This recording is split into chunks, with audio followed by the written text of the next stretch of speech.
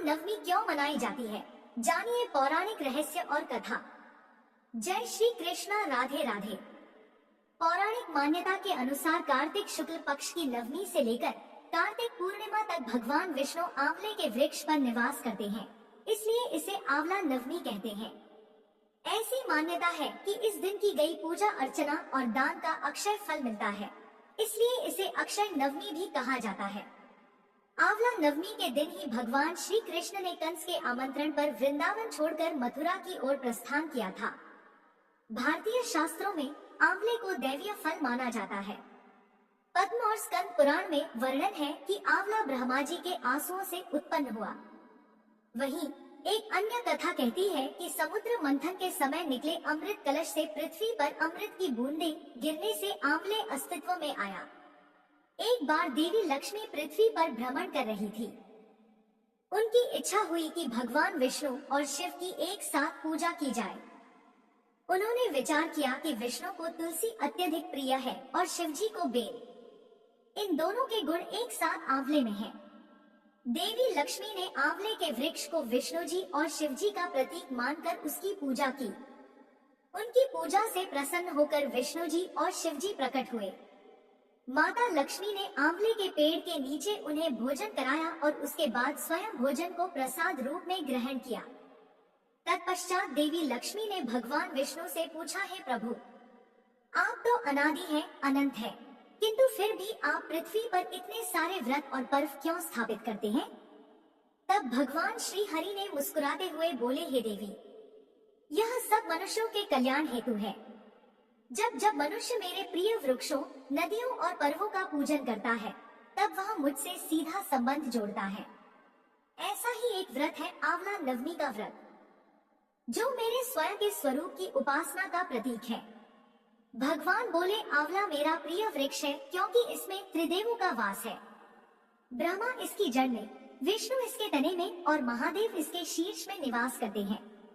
इस वृक्ष की छाया में जो भी साधक श्रद्धा से पूजन करता है, वह जीवन के सभी दोषों से मुक्त होकर पुण्य लोक को प्राप्त होता है।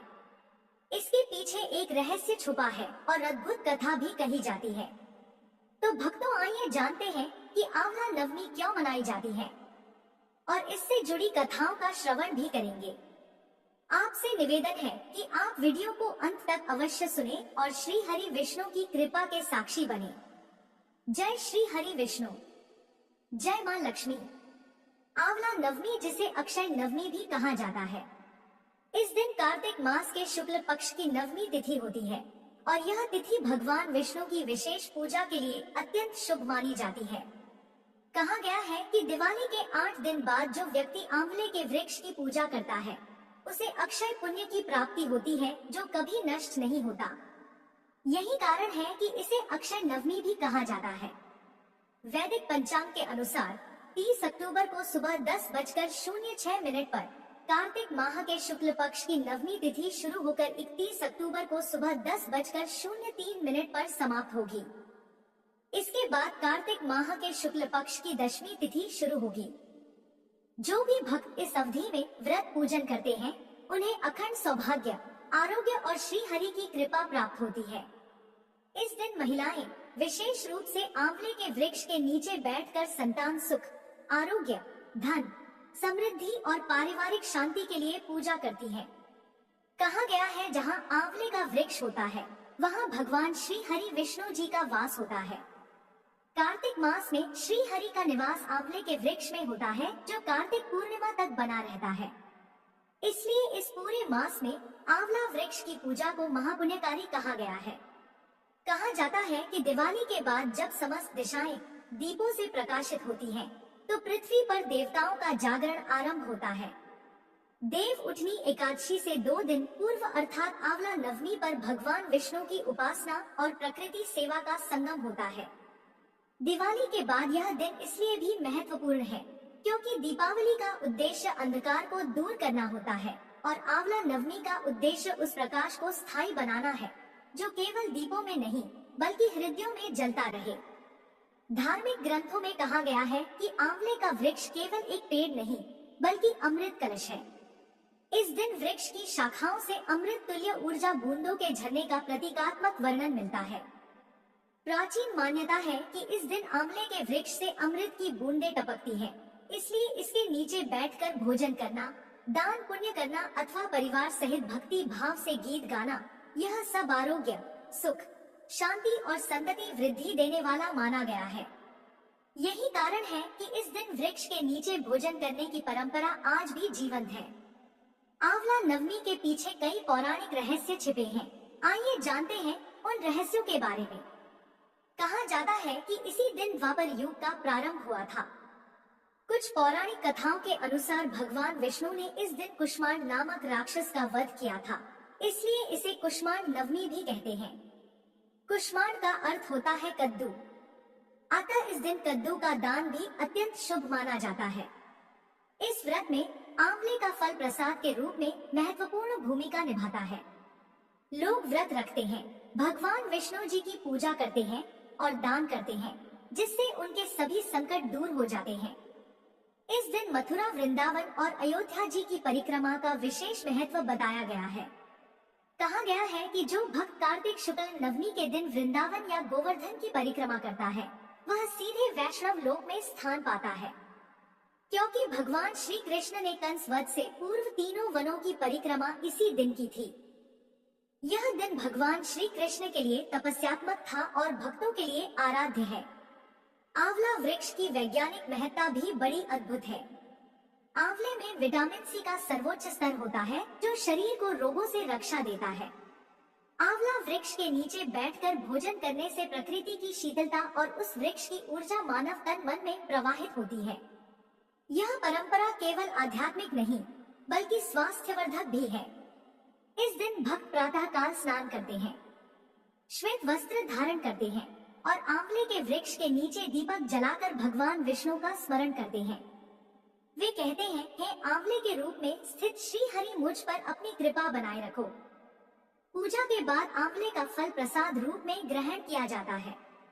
ब्राह्मणों को आमंत्रित कर उनके लिए आंवले के नीचे भोजन बनाकर दान करना सबसे उत्तम कर्म माना गया है। कहते हैं कि देवताओं ने भी इस दिन प्रकृति की आराधना की थी। जब समुद्र मंथन के समय अमृत निकला तो देवताओं ने आंवला वृक्ष को अमृत का प्रतीक माना और उसकी जड़ों में अमृत की बूंदें डाल दी। इसलिए कहा जाता है कि आंवले के वृक्ष में अमृत का वास्तविक वास है। जो भी भक्त इस दिन उसके नीचे बैठकर भोजन करता है, वह शारीरिक और आध्यात्मिक रूप से अमृत का रस प्राप्त करता है। इसी कारण से लोग कहते हैं, दिवाली से प्राप्त प्रकाश अस्थायी है, पर आंवला नवमी से प्राप्त पुण्य अक्षय है। दिवाली के दीपक बुझ जाते हैं, परंतु आंवले की हरियाली साल भर प्रकृति में प्राण भरती रहती है।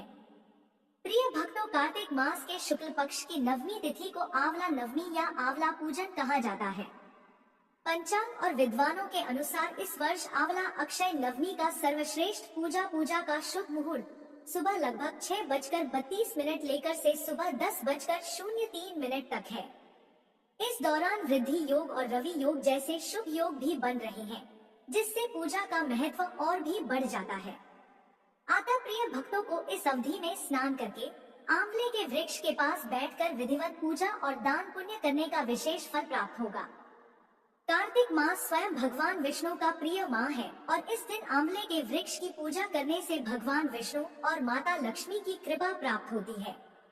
कहते हैं कि इस दिन जो भी भक्त आंवले के पेड़ के नीचे बैठकर पूजा करता है या भोजन करता है, उसके समस्त पाप नष्ट हो जाते हैं और वह विष्णु लोक का अधिकारी बन जाता है। एक बार देवी लक्ष्मी ने भगवान विष्णु से विनम्रता पूर्वक पूछा, हे प्रभु, ऐसा कौन सा व्रत है जिससे स्त्रियों को अखंड सौभाग्य और परिवार को सुख समृद्धि की प्राप्ति होती है? देवी लक्ष्मी की बात सुनकर भगवान विष्णु मुस्कुराए और बोले, हे देवी, कार्तिक मास शुक्ल पक्ष की नवमी तिथि को आंवला नवमी कहा जाता है। इस दिन आंवले के वृक्ष की पूजा करने से सहस्त्र गोदान, गंगा स्नान और यज्ञ का फल प्राप्त होता है। इस व्रत से समस्त पाप नष्ट होते हैं, सौभाग्य स्थायी रहता है और घर में देवी लक्ष्मी का वास होता है। भगवान विष्णु ने आगे कहा, हे देवी, आंवला वृक्ष में ब्रह्मा, विष्णु और महेश तीनों का निवास है। इसकी पूजा करने वाला भक्त त्रिलोक के देवताओं का पूजन करता है। यह सुनकर माता लक्ष्मी प्रसन्न हुई और बोली, हे प्रभु, यह व्रत तो सचमुच कल्याणकारी है। प्रिय श्रोताओं, तभी से आंवला नवमी के दिन भगवान विष्णु और माता लक्ष्मी की पूजा का यह शुभ पर्व मनाया जाने लगा। इसके पीछे एक अद्भुत कथा भी कही जाती है। प्राचीन समय में एक नगर था जिसका नाम था कांतपुर। वहाँ एक अत्यंत दयालु और धर्मपरायण राजा राज्य करता था जिसका नाम विक्रमसेन था। उसकी रानी मालवती अत्यंत सुशील और धर्मनिष्ठ थी। दोनों हर एकादशी, पूर्णिमा और अमावस्या के व्रत करते थे। किंतु एक वर्ष ऐसा हुआ कि कार्तिक मास के दौरान रानी गंभीर रूप से बीमार हो गई। डॉक्टरों और वैद्यों ने बहुत उपचार किए परंतु कोई लाभ नहीं हुआ। राजा अत्यंत दुखी हुए और उन्होंने भगवान विष्णु से प्रार्थना करते हुए बोले, हे नारायण, यदि मेरे जीवन का कोई भी पुण्य शेष है तो मेरी रानी का दुख दूर कर दीजिए। उसी रात राजा को स्वप्न में भगवान श्री हरि विष्णु का दर्शन हुआ और उन्होंने कहा, हे राजन, तेरी रानी का रोग केवल औषधियों से नहीं मिटेगा। कार्तिक मास शुक्ल पक्ष की नवमी को आंवला वृक्ष के नीचे मेरा पूजन करना और रानी को भी वहां बैठाकर भोजन कराना, क्योंकि उस वृक्ष के नीचे स्वयं मैं निवास करता हूँ। सुबह होते ही राजा ने नगर में घोषणा करवा दी कि आज से सभी लोग कार्तिक नवमी को आंवले का पूजन करेंगे। राजा की आज्ञानुसार नवमी के दिन पूरे नगर वासी आंवले के वृक्षों के नीचे एकत्र हुए। राजा रानी ने विधिवत पूजा की, दीप जलाया, भगवान विष्णु का आवाहन किया और आंवले के वृक्ष की जड़ में दूध, जल, गंगाजल अर्पित किया। पूजा के पश्चात रानी ने वहीं अर्थात आंवला वृक्ष के नीचे प्रसाद रूप में भोजन किया। जैसे ही पहला ग्रास उन्होंने मुख में डाला, उनके शरीर से रोग के सारे लक्षण गायब हो गए। पूरे नगर में जय श्री हरि विष्णु और जय आंवला वृक्ष के नारे गूंज उठे। तब भगवान विष्णु ने आकाशवाणी की और बोले, हे भक्तों, आज से जो कोई कार्तिक नवमी के दिन आंवला वृक्ष का पूजन करेगा उस पर मेरी और देवी लक्ष्मी जी की सदैव कृपा बनी रहेगी। वह व्यक्ति कभी दरिद्र नहीं होगा और उसके कुल में सदैव धर्म और भक्ति की वृद्धि होगी। इस प्रकार आंवला नवमी व्रत का शुभारंभ हुआ। इसी कारण इस दिन आंवले के वृक्ष के नीचे पूजा करने, कथा सुनने और भोजन करने की परंपरा प्रचलित हुई। प्रिय श्रोताओं, अब जानते हैं इस व्रत की पूजन विधि और इसके अद्भुत फल की कथा। कार्तिक मास के शुक्ल पक्ष की नवमी तिथि को प्रातः स्नान कर स्वच्छ वस्त्र धारण करना चाहिए। एक पात्र में गंगाजल लेकर आंवला वृक्ष की जड़ में अर्पित करें। फिर भगवान विष्णु का स्मरण करते हुए कहें, ओम नमो भगवते वासुदेवाय नमः। आंवला वृक्ष पर रोली, चावल, पुष्प, दूध, जल, दीप और धूप अर्पित करें। वृक्ष के चारों ओर 3 बार परिक्रमा करें। इसके पश्चात वहां बैठकर विष्णु सहस्त्र नाम का पाठ या विष्णु सहस्त्र का स्मरण करना अति फलदायी माना गया है। इस दिन ब्राह्मणों, कन्याओं और गरीबों को भोजन कराना भी अनिवार्य माना गया है। जो भी व्यक्ति स्वयं आंवला वृक्ष के नीचे बैठकर भोजन करता है वह अनंत जन्मों का पुण्य प्राप्त करता है। कहा गया है, आंवले के नीचे भोजन करना तिरुपति के दर्शन करने के समान फलदायी है। एक अन्य पौराणिक कथा के अनुसार सतयुग में एक ब्राह्मण पत्नी थी जिसका नाम सुहासिनी था। वह अत्यंत धार्मिक पतिव्रता और भगवान श्री हरि विष्णु जी की परम भक्त थी।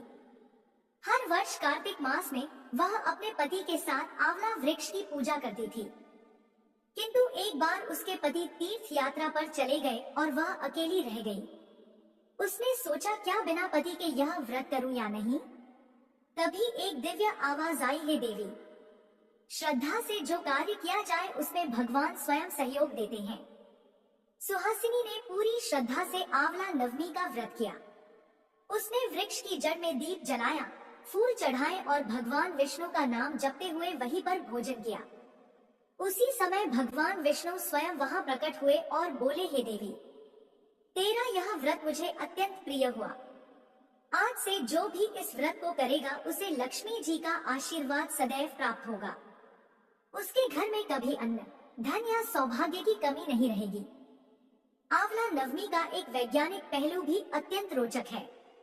आयुर्वेद के अनुसार आंवला फल में विटामिन सी प्रचुर मात्रा में पाया जाता है जो रोग प्रतिरोधक शक्ति को बढ़ाता है। कार्तिक मास के दौरान इसका सेवन शरीर को शुद्ध करता है और पित्त दोष को संतुलित करता है। इसी कारण हमारे ऋषियों ने इस दिन आंवले का सेवन और पूजन दोनों अनिवार्य बताया, ताकि शरीर और आत्मा दोनों की शुद्धि हो सके।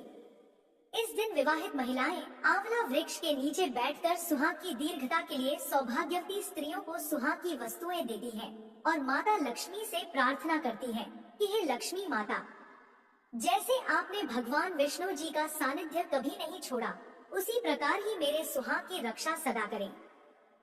प्रिय श्रोताओं, इस दिन का एक और विशेष नाम अक्षय नवमी भी है, जिसका अर्थ है कभी ना क्षय होने वाली पुण्यतिथि। इस दिन जो कोई दान जप या पूजन करता है, उसका फल अनंत गुना होकर उसे प्राप्त होता है। कहा गया है, आंवला वृक्ष के नीचे जो करे नवमी पूजा, प्राण नरक द्वार ना पावे, विष्णु लोक में हो स्थान।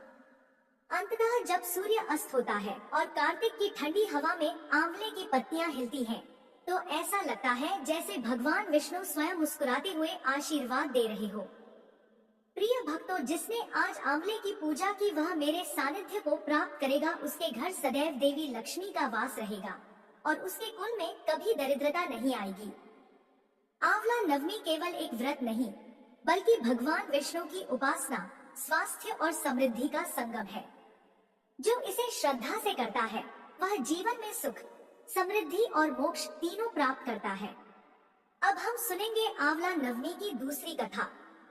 बहुत समय पहले एक समृद्ध लेकिन दयाहीन राज्य था, जहां राजा आंवलिया राजा शासन करते थे।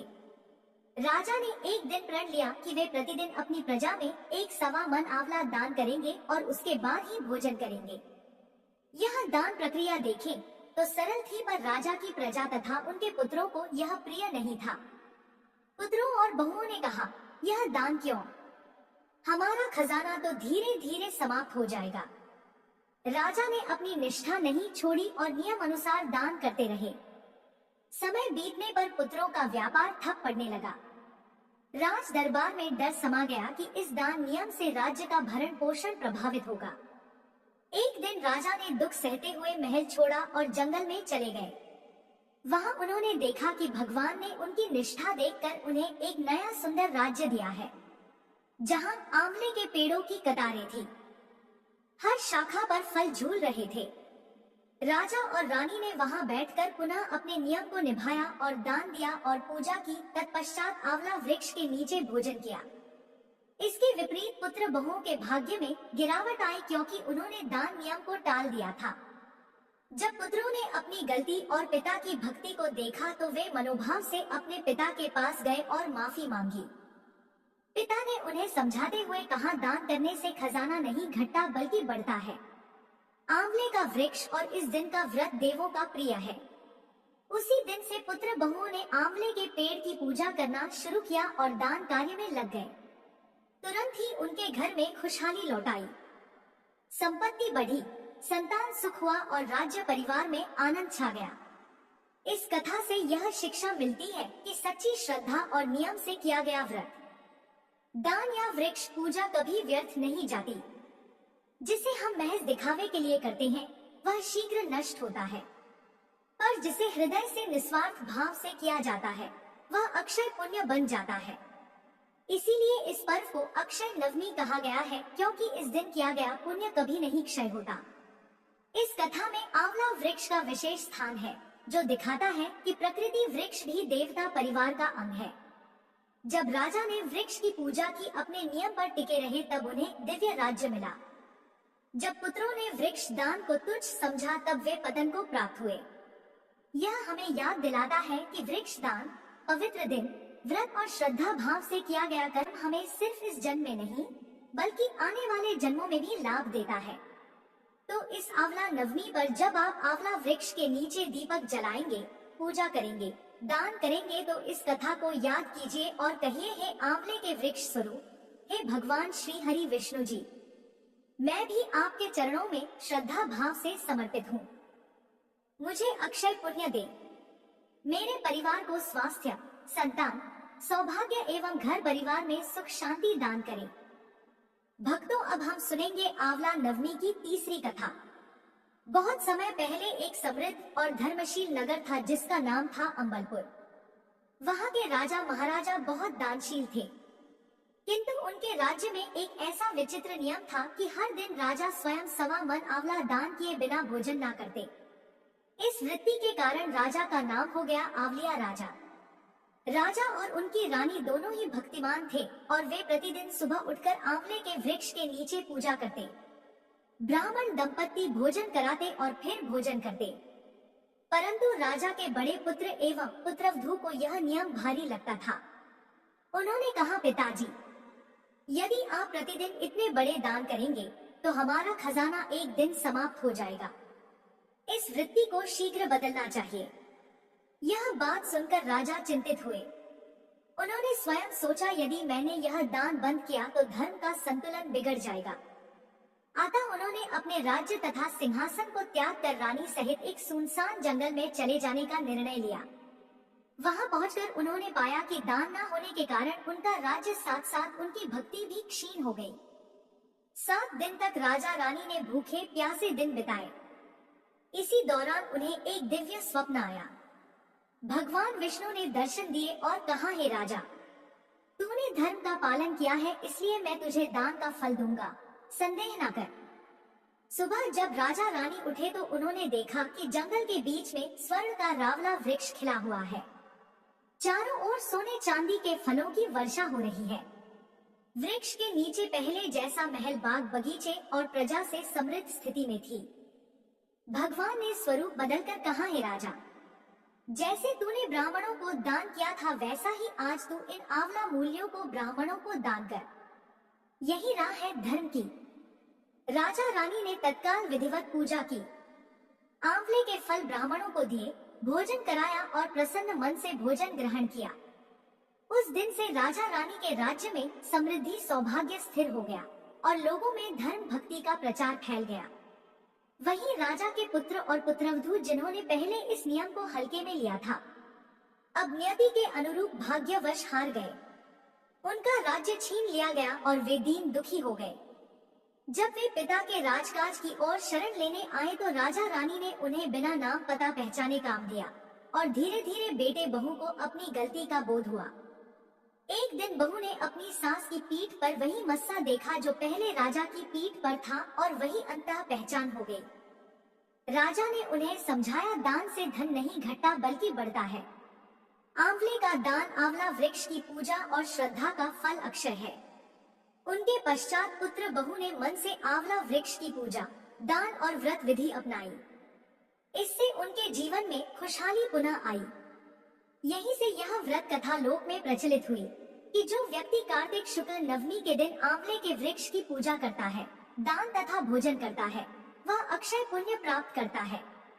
इस कथा से हमें स्पष्ट शिक्षा मिलती है कि श्रद्धा, भक्ति, व्रत और सेवा दान यही जीवन का सार है। दिखावा, आलस्य तथा संकोच का नाश करते हैं। उसी वृत्ति से आज यह पर्व आंवला नवमी, अक्षय नवमी के रूप में मनाया जाता है, ताकि हम याद रखें कि जो कर्म निष्ठा से किया गया है वह कभी क्षय नहीं होता। एक बार प्रेम से बोलिए, जय श्री हरि विष्णु, जय लक्ष्मी माता। तो यह थी हमारी आज की कथा। आशा करती हूँ आप सभी को यह वीडियो पसंद आई होगी। अगर वीडियो पसंद आई हो तो वीडियो को लाइक और चैनल को सब्सक्राइब अवश्य करें तथा कमेंट बॉक्स में लक्ष्मी नारायण भगवान की जय अवश्य लिखें। मिलते हैं फिर एक नई कथा के साथ। तब तक के लिए राधे राधे।